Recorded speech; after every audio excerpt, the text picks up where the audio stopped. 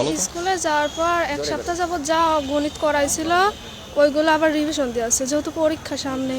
তো আমি সেই অনুযায়ী 5টা অঙ্ক দিয়েছে, 3টা হয়ে গেছে আর 2টা আছে। ওই অবস্থায় স্যার খালি ঘুরতেছে, আমার গায়ের আশপাশ দিয়ে ঘুরতেছে আর আমার এই জায়গা 2বার হাত দিয়েছে। দেওয়ার পর সরাসরি আমার বুকে হাত দিয়েছে। তারপর আমি যখন বাইর হতে চাইছি, স্যার বলে না, তোমার বাইর হওয়া যাবে না, এইখানেই তোমার অঙ্ক সব করতে হবে। তারপরে তখন আবার আমি করলাম, তখন তারপরে সে বলে যে না, তোমার বাইর হওয়া যাবে না। আমি বললাম আমি চিৎকার দিব, তখন আমাকে ছেড়ে দিল। আমি বাইরে এসে ম্যাডাম জানাইছে, যেহেতু আমি স্যারের বলতে পারবো না। ম্যাডাম তারপর প্রথম শিক্ষক বলেছে, বলি স্যারে, তারা বলতেছে যে যা হয়েছে চাপি যাও, ভবিষ্যতে তোমার ক্ষতি হবে, এটা নিয়ে আর বাড়াবাড়ি। আর আমি বলতেছি আমাকে বাড়ি পর্যন্ত জাতি দেন, তারপর যা করা লাগে আমি বাসার সবাই বলি, তারপর কি হয়।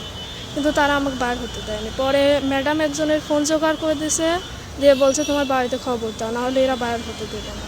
তখন আমি ফোন দিছি, তারপর সবাই গেছে।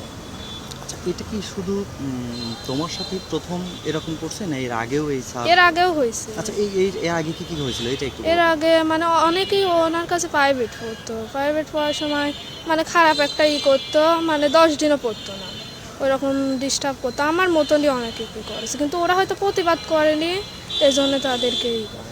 আমি বিচারের জন্য নামছি, কারণ আমার মেয়ের জন্য তো সম্মান, সবাই জানছে যে আমার মেয়েটার সাথে এত বড় একটা দুর্ঘটনা ঘটে গেছে। তখন তো আর মনে করেন ঘরে বসে আমি থাকতে পারি না। ঘরে বসে থাকা তো আমার মনে করেন যে প্রতিবাদ না করলে শয়তানরা আরও আছে পাওয়ার পায় যায়। আমি চাই যে আমার মেয়ের এই সুষ্ঠু একটা বিচার হোক, সবাই যাতে দেখে, এটা দেখে ভয় পায়, এক দেখে অনেকে শিক্ষা নিতে পারে। আমার এটাই